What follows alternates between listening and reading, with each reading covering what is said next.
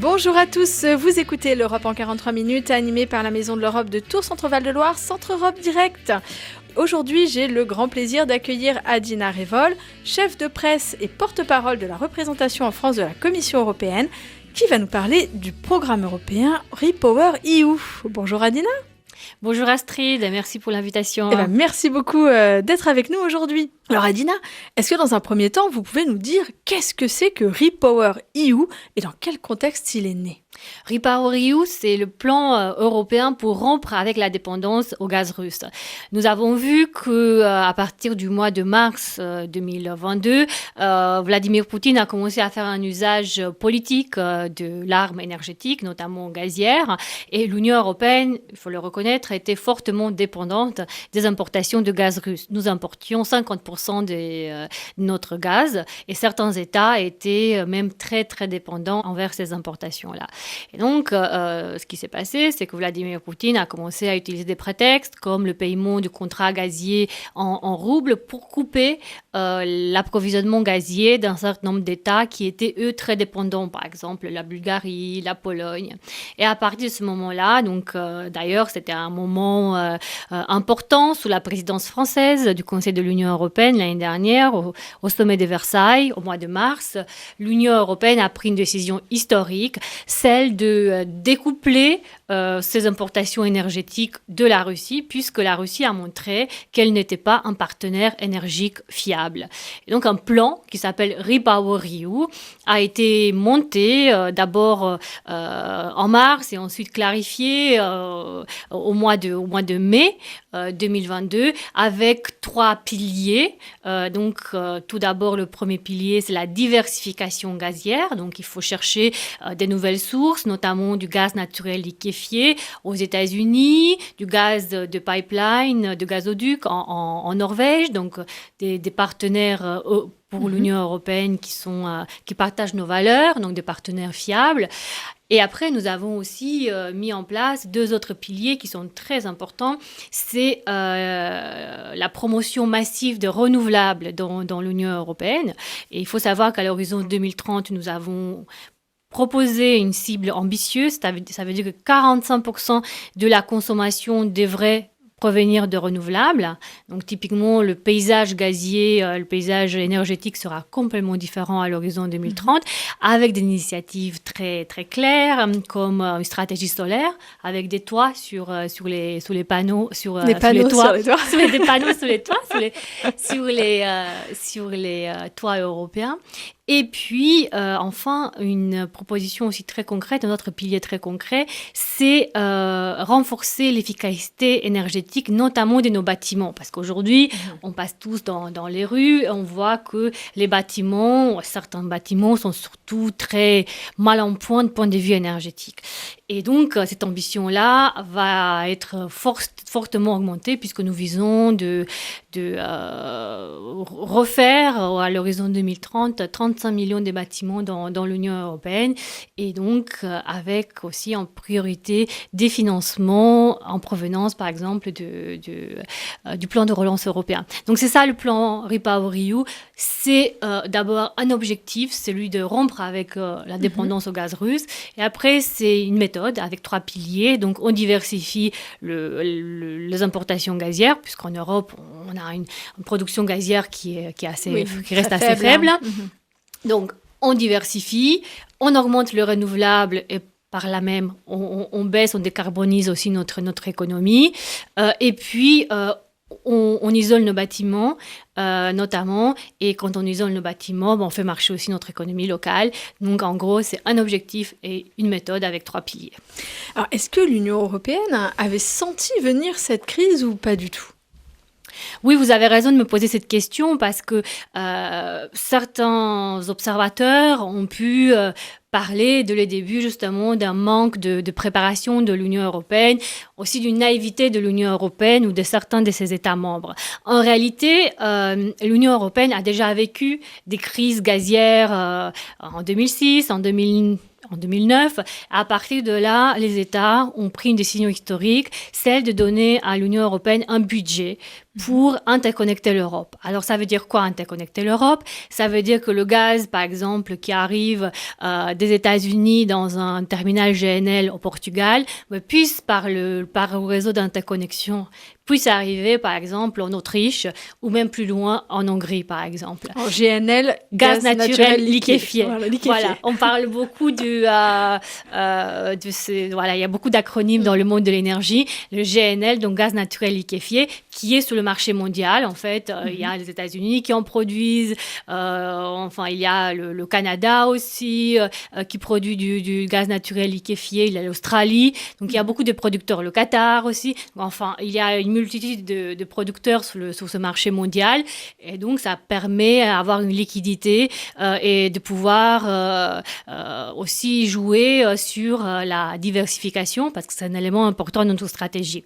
Et en fait, ce qui a été fait donc, depuis 2013 maintenant, c'est que l'Union européenne a investi massivement pour interconnecter l'Europe. Je parlais tout à l'heure du fait que Vladimir Poutine a coupé le robinet gazier à la Bulgarie, à la Pologne. Or, ça ne s'est pas vu, puisque grâce à ces infrastructures énergétiques qui ont été construites sous le budget de l'Union européenne, en partie, la solidarité a pu se manifester. C'est-à-dire que les États qui avaient du gaz pouvaient envoyer des quantités nécessaires en Bulgarie, en Pologne ou dans d'autres États qui ont été coupés, parce qu'aujourd'hui, il y a 13 États qui ne reçoivent plus de gaz russe.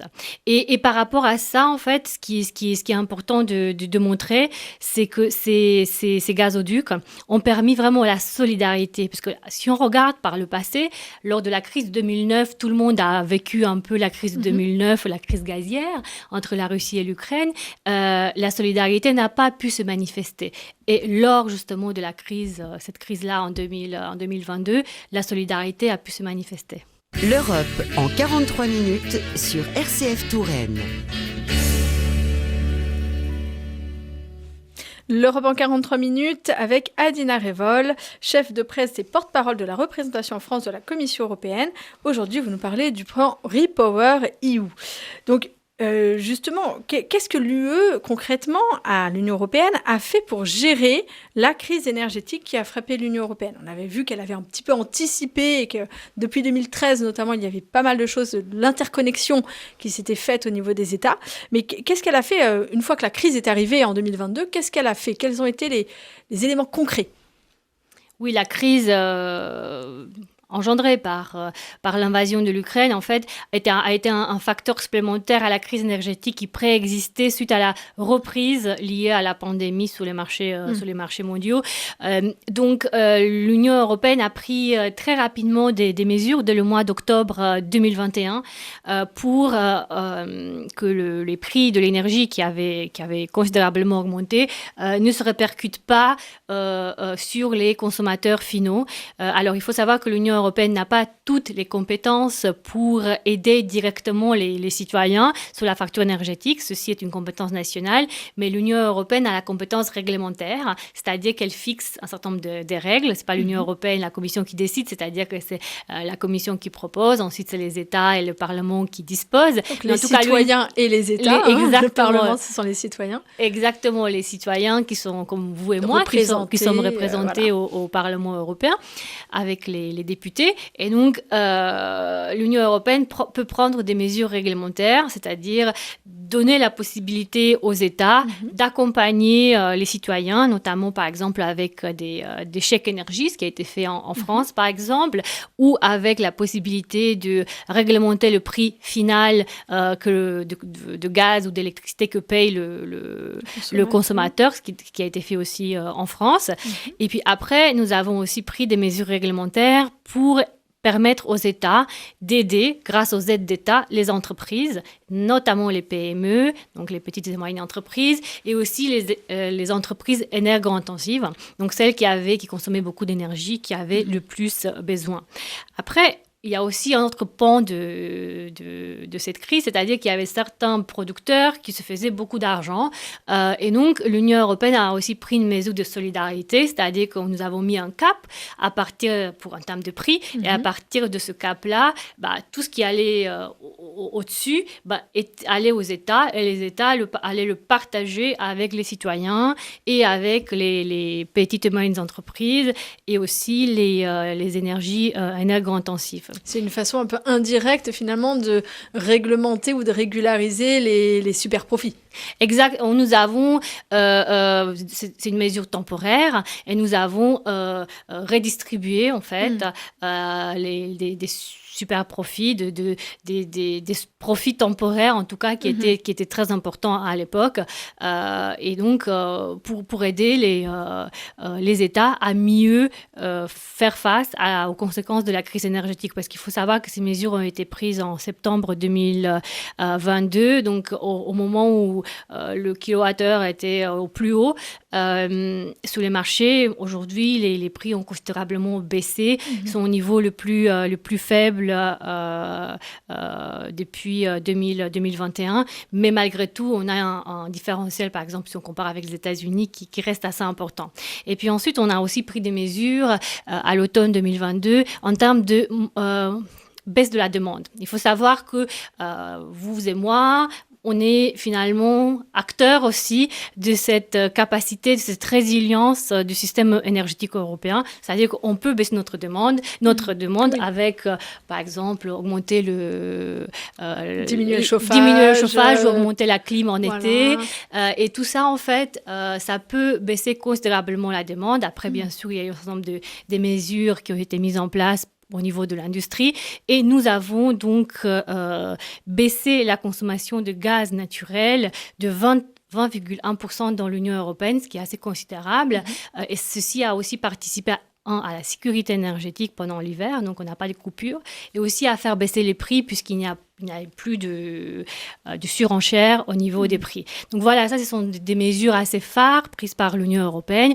Et puis je vais finir par parler du futur, parce que maintenant nous sommes engagés dans l'achat commun de gaz. C'est une mesure assez unique. Donc nous avons acheté ensemble des vaccins. Maintenant, nous allons acheter ensemble du gaz pour faire en sorte que les prix vont encore baisser, puisqu'on va acheter des quantités importantes.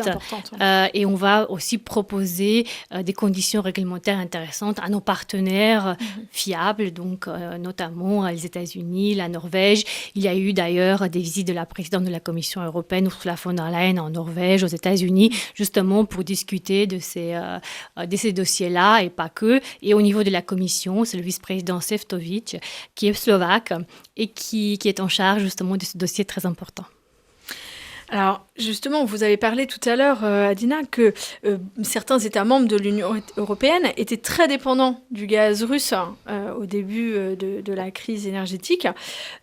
Comment en sont-ils sortis? Comment ont-ils réussi à rompre un peu avec cette dépendance?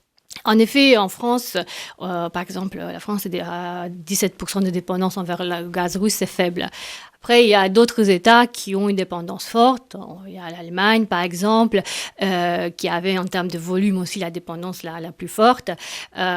Et il y a plusieurs façons de faire. Donc, tout d'abord, il y a les réseaux transeuropéens, donc je vous ai déjà parlé, donc les fameux gazoducs européens, qui ont permis à équilibrer l'offre et la demande sur les marchés, donc à faire circuler le gaz dans l'Union européenne. Et le gaz a pu être envoyé là où il y avait la demande. Donc, c'est une façon justement de s'en sortir en faisant appel à la solidarité européenne.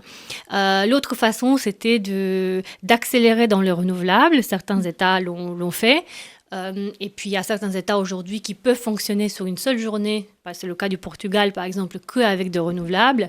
Et puis aussi, c'est un autre moyen, c'est rénover des bâtiments, encore une fois, pour faire baisser la demande. Et je vous ai parlé tout à l'heure justement du troisième pilier, c'est le troisième pilier du REPowerEU. Or, il se trouve que c'est déjà un effort qui est bien enclenché dans l'Union européenne, puisque c'est aussi un des piliers du plan de relance européen. Et à ce titre-là, il y a 60 milliards d'euros qui ont été engagés par l'Union européenne pour la rénovation des bâtiments. Et d'ailleurs, en France, c'est MaPrimeRénov', par exemple, qui est financée à 70% par le plan de relance européen. Et donc, c'est un effort important. Il y a des écoles, des universités qui ont été justement rénovées pendant ce temps-là. Donc, ça veut dire de la demande en moins. Pour certains citoyens que j'ai entendus qui ont parlé avec moi sur des stands par exemple craignent que l'Union européenne finalement devienne dépendante d'autres États en matière énergétique et finalement qu'on déplace un peu le problème de la Russie vers d'autres États. Qu'est-ce que vous pouvez nous dire sur ce sujet ? C'est une question tout à fait légitime. Et nous avons justement dans ce cadre-là et dans cette optique-là, non seulement de baisse de la dépendance, mais aussi d'augmentation de la compétitivité de notre industrie. Nous avons proposé un pacte industriel qui accompagne notre pacte vert européen. Alors, quel est le lien entre REPower et pacte vert européen ? Il est très clair, en fait, parce que le pacte vert, c'est une ambition climatique pour être le premier continent climatiquement neutre en 2050. Mais typiquement, lorsque vous voulez sortir du gaz, vous faites un effort pour la planète, donc pour la décarbonation. Et donc, il y a un vrai lien entre nos efforts climatiques et nos efforts géopolitiques. Alors, il y a aussi un lien économique puisque le pacte vert nécessite des investissements considérables dans l'industrie de demain. Donc, il faut faire en sorte que l'industrie de demain soit une industrie made in Europe, donc fabriquée en Europe. Typiquement, les panneaux photovoltaïques doivent être faits en Europe, les électrolyseurs, les pompes à chaleur, les batteries et les éoliennes. Et donc, dans ce pacte industriel, nous avons proposé un objectif, c'est-à-dire que 40% de la production justement d'industrie verte soit fabriquée en Europe à l'horizon 2030. Et avec ça, bien sûr, il y a des incitations au niveau de l'obtention de permis, parce que nous nous sommes rendus compte, et c'est les industries qui nous disent aussi que l'obtention de permis est trop longue dans l'Union européenne. Et donc, lorsqu'on attend des années pour pouvoir investir, on perd en compétitivité. Donc, il faut gagner en compétitivité avec des procédures beaucoup plus courtes. Et puis, bien sûr, sans nuire à l'environnement. Ou à la qualité des produits aussi. Ou à la qualité de produit. Et puis, nous avons aussi proposé, bien sûr, des pactes sur les compétences, parce que en fait, la transition climatique ne peut pas se faire sans des compétences, parce qu'il va y avoir des compétences nécessaires pour isoler les maisons, pour les batteries, pour les renouvelables. Donc, nous avons justement signé des pactes avec les filières pour créer des académies des compétences. On a une académie pour les batteries dans l'Union européenne, donc on va avoir aussi des académies sur les renouvelables, par exemple, pour l'hydrogène. Et tout ça, en fait, c'est une ambition industrielle pour l'Union européenne. Et donc, faire en sorte que l'industrie de demain sera fabriquée en Europe, sur le territoire de l'Union européenne. Alors, peut-être que vous allez me parler maintenant de l'Inflation Reduction Act et de ce qui a été proposé comme aide aux États-Unis et comment on fait au niveau de l'Union européenne pour faire en sorte que nos entreprises investissent en Europe et qu'on ne soit pas naïf et que les entreprises ne partent pas ailleurs. Alors, je vous ai parlé au tout début de l'émission d'un instrument réglementaire que nous avons au niveau de l'Union européenne, c'est les aides d'État. Et donc, nous avons maintenant clarifié que jusqu'en 2025, les entreprises peuvent bénéficier dans une situation exceptionnelle si elles investissent dans l'industrie verte. Elles peuvent bénéficier d'une sorte d'équivalent d'aide d'État fournie par un État de l'Union européenne par rapport à ce que cette même entreprise pourrait obtenir aux États-Unis ou ailleurs. Donc, justement pour éviter une désindustrialisation de l'Union européenne face à la concurrence mondiale. Alors, je voulais juste revenir un petit peu, parce que vous avez parlé de l'académie, finalement, un petit peu sur différents domaines qui seront des domaines porteurs de métiers pour plus tard. Est-ce que cela sera mis aussi en lien avec la formation professionnelle, les lycées professionnels, dans les États membres, par exemple, ou les lycées techniques en Allemagne, etc. La formation est clé pour réussir la transition énergétique. Et on le voit, je crois que vous et moi, si vous voulez rénover votre maison, c'est très difficile d'avoir une entreprise pour avoir un charpentier, un artisan. On voit bien que le chômage dans l'Union européenne n'a jamais été aussi bas, mais il y a des filières où on manque cruellement de compétences. Et aussi, il y a des catégories d'âge, typiquement les jeunes et les femmes, qui sont en fait surreprésentées dans le chômage. Et donc, la Commission européenne a toujours encouragé les États membres, y compris la France, pour investir dans l'apprentissage. Ce que la France vient de faire justement avec le plan Un jeune, une solution, qui est partiellement financé par le plan de relance européen. Et puis, le Fonds social européen finance depuis des très longues années la formation. Notamment des adultes. Notamment des adultes. Reconversion, etc. La reconversion.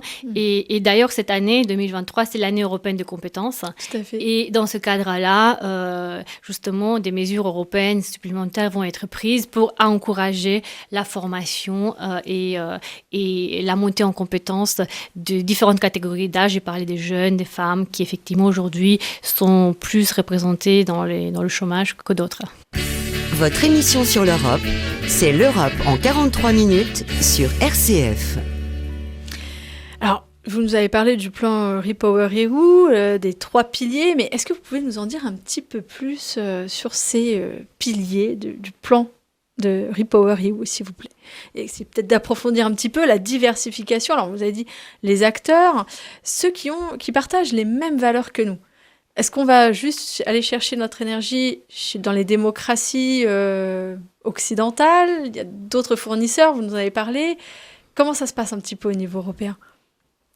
Effectivement, la diversification est très importante, donc diversification gazière, puisqu'il faut savoir qu'on a importé 155 milliards de mètres cubes de gaz russe.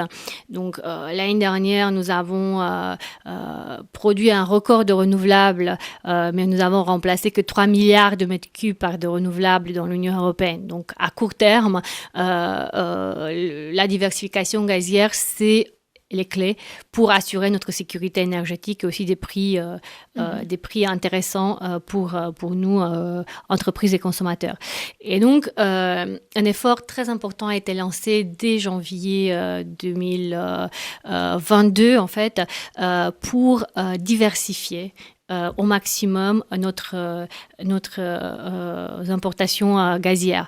Et donc, bien sûr, un des partenaires privilégiés, ce sont les États-Unis qui sont engagés à nous fournir davantage du gaz naturel liquéfié. Alors, il faut savoir que le marché global du gaz naturel liquéfié, c'est un marché qui est à long terme, c'est-à-dire qu'il y a beaucoup de contrats qui sont déjà fixes. Donc, l'Union européenne a engagé une diplomatie énergétique très, très importante pour essayer d'avoir des quantités sur lesquelles d'autres acteurs importants se font la concurrence, pour avoir justement des contrats qui arrivent dans l'Union européenne sur ces 20% de marchés qui sont à court terme, donc qui peuvent être actionnables à tout moment. Et donc, dans ce cadre-là, la diplomatie énergétique européenne a été très importante. Et donc, nous avons pu avoir donc, dans l'Union européenne beaucoup de gaz américain, mais aujourd'hui, notre premier fournisseur gazier est la Norvège. Et donc, dans ce processus de diversification, ce qui est important, c'est d'aller tous grouper ensemble pour éviter de se faire la concurrence sur des quantités limitées. Parce que si on se fait la concurrence sur des quantités limitées, on contribue à l'augmentation des prix du gaz.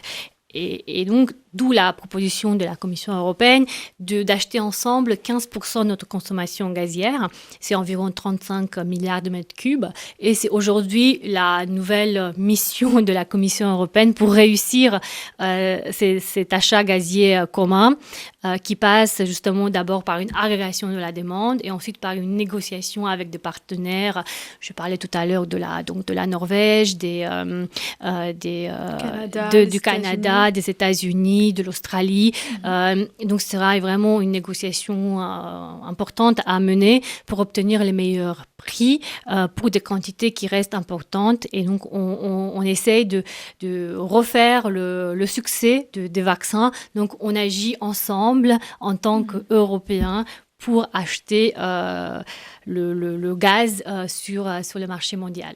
Et au niveau de l'électricité, parce qu'on vous avez parlé tout à l'heure du Portugal, qui parfois peut être autonome sur une journée, donc au niveau des énergies renouvelables, ce qui, je pense, ne peut pas forcément être le cas en France à l'heure actuelle, mais on est un plus grand pays aussi, plus de consommateurs. Mais justement, est-ce que aussi au niveau des États européens, s'il y en a qui produisent plus que ce qu'ils ne consomment, est-ce qu'ils ont la possibilité au jour d'aujourd'hui de réinjecter cette électricité, par exemple, pour son voisin ou des choses comme ça?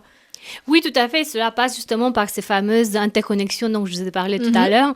Donc, les réseaux transeuropéens de l'énergie, parce qu'aujourd'hui, l'Europe est interconnectée. Et donc, par exemple, quand il y a un surplus dans un pays, on peut l'exporter dans un autre État, s'il y a la demande, bien sûr.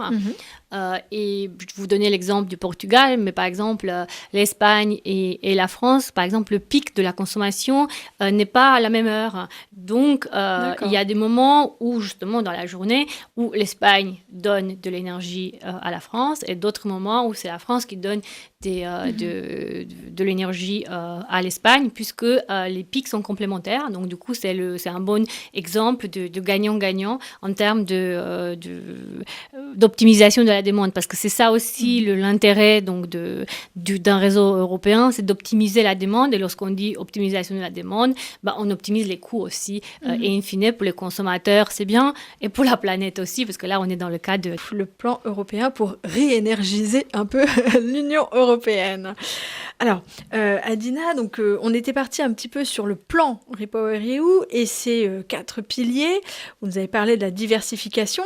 L'un des nerfs de la guerre, quand même, c'est l'argent, le financement. Donc, vous nous avez parlé du plan de relance qui participe au financement de REPower. Quels vont être vraiment tous les financements possibles pour REPower ? Oui, tout à fait. Le nerf de la guerre, c'est exactement le financement. Les besoins sont importants. Et donc, au niveau de l'Union européenne, nous avons mis ensemble environ 300 milliards d'euros pour financer REPowerEU. Alors, dans ces 300 milliards d'euros, ce n'est pas 300 milliards d'euros de subventions. Donc, il y a environ 20 milliards de subventions, donc de l'argent frais qui a été négocier avec les États membres et qui viennent d'autres instruments européens pour financer justement la réénergisation de l'Union européenne. Et quand on parle de subventions, c'est-à-dire que c'est donné aux États et ils n'ont pas à rembourser. Exactement, des subventions, donc de l'argent frais. Donc sur ces 20 milliards, la France a obtenu environ 2 milliards. Et ensuite, il y a bien sûr des prêts. Pour le reste, c'est environ 180 milliards de prêts. Et ces prêts-là viennent effectivement du plan de relance, puisque dans le plan de relance européen, donc ce plan historique, il y a 800 milliards, donc le montant total c'est de 800 milliards d'euros, sauf que tout n'est pas de subventions, donc il y a aussi des prêts. Or, sous ces prêts, certains États ont fait le choix de ne pas les utiliser, puisque, comme c'est le cas de la France par exemple, la France emprunte à des taux comparables ou inférieurs à ceux de la Commission européenne, donc tous les États n'ont pas utilisé leur enveloppe de prêts nationaux. Et in fine, donc, il y a de l'argent qui reste, des prêts qui restent. Et donc, ces prêts-là, justement, aujourd'hui, sont mobilisables dans le cadre de REPowerEU.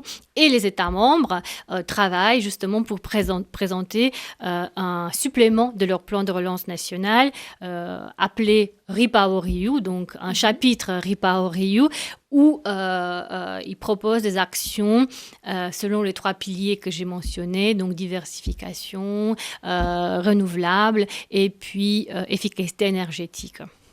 Et justement, vous parlez de plan de relance. Quel est le lien entre France Relance et le plan de relance européen ? Excellente question. Alors, le plan de relance européen, c'est Next Gen EU, donc Next Generation EU. Là, en gros, j'ai dit le nom qui me permet de vous expliquer la philosophie de ce plan de relance. C'est-à-dire que c'est un plan qui est destiné pour reconstruire l'Europe post-pandémie et construire l'Europe de nos enfants, donc une Europe verte, sociale et numérique. Chaque État donc, a présenté une version des mesures et des investissements dans le cadre de ce plan de relance qui avait pour chaque État une enveloppe prédéfinie basée sur l'impact de la pandémie pour chaque économie. Donc, effectivement, l'Espagne et l'Italie sont les pays qui ont été le plus touchés, donc qui ont obtenu le plus d'argent. La France est le 3e pays en termes d'enveloppe. Et donc, la France a obtenu environ 37 milliards d'euros. Et donc, cet argent-là, la France a choisi de l'intégrer dans France Relance. Donc, ce qui fait qu'en fait, une grande partie de France Relance est financée par le plan de relance européen. Donc, France Relance, c'est environ 100 milliards d'euros. Et donc, 37 milliards sont financés par le plan de relance européen et typiquement des mesures emblématiques comme MaPrimeRénov', j'en parlais tout à l'heure, le plan Un jeune, une solution, sont financés par le plan de relance européen ainsi que par exemple la mise à niveau des lignes secondaires. Il y a environ 900 lignes secondaires qui sont très importantes pour la décarbonation des transports qui sont financées par le plan de relance européen. Et à Tours, du côté de la Gloriette, nous avons aussi une piste cyclable qui a été financée, cofinancée en tout cas par l'Union européenne dans le cadre de France Relance. Tout à fait, c'est une mesure qui est le financement des pistes cyclables. Ce sont des mesures justement qui sont importantes dans certains plans nationaux, y compris celui français, justement pour permettre la décarbonation du transport et le développement des transports douces. Alors le deuxième pilier de REPowerEU, c'est les renouvelables. Alors, qu'est-ce qu'on entend par énergie renouvelable? Qu'est-ce qui peut rentrer dedans? Qu'est-ce qui ne peut pas rentrer dedans? Alors, effectivement, il y a différents types d'énergie renouvelable. Il y a l'hydro, les fameux barrages hydrauliques qu'on connaît bien en France. Il y a l'éolien, il y a le solaire, il y a la biomasse. Et donc, dans le cadre de renouvelables, l'Union européenne ne peut pas imposer le type de ressources renouvelables qui va être développé par un État, puisque ça, c'est une compétence de chaque État membre. Il faut savoir qu'en matière énergétique, il y a une division très claire de ce que peut faire l'Union européenne ou pas, ou ce qui est dans les compétences de l'Union européenne. Alors, la définition du bouquet énergétique, donc des énergies utilisées, c'est une compétence nationale. Et donc, l'Union européenne, elle a proposé dans le cadre de stratégie REPowerEU de développer au maximum le solaire en Europe en mettant des panneaux sur les toits de tous les bâtiments commerciaux d'ici 2026. Et donc, à partir de 2029, il va y avoir une obligation pour les bâtiments tertiaires et commerciaux neufs. Alors, il s'agit des bâtiments qui ont une surface importante, donc à partir de 250 mètres carrés. Et donc, ça, c'est quelque chose de tangible qui permettra vraiment d'augmenter considérablement la capacité solaire installée dans l'Union européenne. Et avec ça nous ramène à notre discussion sur l'industrie. Avec ça, bien sûr, il y a toute une filière industrielle qui a été mise en place, une alliance solaire européenne, aussi avec une académie européenne. Et puis maintenant, nous avons cet objectif justement d'avoir les panneaux solaires fabriqués dans l'Union européenne à l'horizon 2030. Donc, il y a une vraie ambition industrielle derrière parce que finalement, le solaire a été inventé dans l'Union européenne et donc nous devons retrouver le leadership que nous avions. Oui, parce qu'à l'heure actuelle, beaucoup des panneaux solaires finalement viennent de pays tiers, notamment la Chine pour ne pas la nommer. Donc c'est vrai que ça peut poser problème aussi par rapport aux citoyens qui se disent mais pourquoi on va entre guillemets polluer ailleurs pour nous décarboner. Alors là effectivement on aura un effort qui sera fait en Europe avec de l'industrie propre, et puis avoir nos propres panneaux solaires. C'est le but, justement, c'est le but des initiatives européennes, faire en sorte que l'énergie et puis l'industrie énergétique de demain soient fabriquées en Europe. Alors, le dernier pilier du plan REPowerEU, c'est l'efficacité énergétique. Vous avez touché un petit mot tout à l'heure, mais est-ce que vous pouvez peut-être nous en dire davantage ? Oui, en fait, aujourd'hui, les bâtiments, il s'agit typiquement des bâtiments, de la rénovation des bâtiments, puisqu'aujourd'hui, vous avez partout en Europe des bâtiments qui sont en mauvais état énergétique. Or, il se trouve que 80% de ces bâtiments, des bâtiments qu'on voit aujourd'hui dans le paysage, et que ce soit en France ou en Roumanie, aux Pays-Bas ou en Espagne, ce sont des bâtiments qui seront là en 2050. Donc, il faut agir dessus. Et il faut savoir que 75% de ces bâtiments sont en situation de mauvaise efficacité énergétique, d'inefficacité énergétique. Ce sont des passoires énergétiques. Certains, ça dépend, parce que vous savez, certains sont des passoires énergétiques, d'autres ne le sont pas, mais ne sont pas en bonne, non plus oui, en bon état. En bon état. Et donc, l'idée, justement, c'est d'investir massivement pour rénover tout d'abord les bâtiments publics, ce qui est fait dans beaucoup de plans de relance nationaux. C'est le cas de la France aussi, avec des écoles, avec des hôpitaux. Par exemple, toute la partie infrastructure de sécurité de la santé est financée par le plan de relance européen. Financer les bâtiments de l'administration publique, centrale ou régionale. Et donc, faire baisser la consommation, parce que l'énergie la moins chère, c'est celle qu'on ne consomme pas. Tout à fait. Et pendant très longtemps, pour l'efficacité énergétique, le problème a été le financement. Or, maintenant, avec justement l'ambition de rompre avec le gaz russe, le financement existe. Et donc, aussi l'ambition donc, de rénover rapidement ces bâtiments pour être non seulement en accord avec la géopolitique et puis les intérêts économiques immédiats, mais aussi avec la planète, parce que, in fine, on va baisser aussi notre consommation d'énergie fossile. Et est-ce que, donc là, on parle essentiellement quand même des bâtiments publics, mais il y a également toutes les habitations des citoyens lambda, tels que moi, tels que vous, qui parfois vivent eux-mêmes dans des passoires thermiques, mais qui n'ont pas les moyens d'isoler leur maison. Oui, vous avez raison de me relancer là-dessus. Il y a donc toujours dans le cadre du plan de relance européen pour la France, MaPrimeRénov', donc il y a 700 000 prime rénov, il y a donc au total sur les 2 dernières années, il y en a eu 1 million, donc 700 000 ont été financés par l'Union européenne. Et donc vous et moi, donc nous pouvons bénéficier de ces primes à des degrés bien sûr d'aide différents. Mais l'idée justement, ce qui a été proposé par la France et accepté par l'Union européenne, c'est que il y ait une rénovation avec un gain thermique d'au moins 30%, et puis qu'il y ait aussi une focalisation sur les immeubles en précarité énergétique. On reste quand même, c'est-à-dire en France, c'est ce choix qui a été fait. Est-ce que c'est une ligne directrice pour tous les pays de l'Union européenne, ou est-ce que les États aussi peuvent eux-mêmes choisir un petit peu plus quel type de bâtiment ils souhaitent rénover en priorité? Est-ce qu'il y a une part qui est laissée quand même de liberté aux États? Alors, je vous ai parlé tout à l'heure des pouvoirs de l'Union européenne. Donc, il y a un pouvoir réglementaire, effectivement. Donc, il y a une directive, une loi européenne sur l'efficacité énergétique des bâtiments, l'efficacité énergétique en général. C'est une directive, donc ce qui veut dire qu'on donne des objectifs européens. Après, les États peuvent choisir les moyens d'y parvenir et peuvent aussi aller au-delà de l'objectif approuvé au niveau de l'Union européenne. C'est ce qui est souvent le cas en France d'ailleurs. Souvent, la France veut aller au-delà des objectifs, elle va surenchérir sur l'Union européenne. C'est souvent le cas chez nous. Souvent, on dit Bruxelles, effectivement, c'est souvent la faute à Bruxelles, alors que parfois, ce n'est pas la faute à Bruxelles. Le syndrome du Thalys, n'est-ce pas? C'est un autre sujet.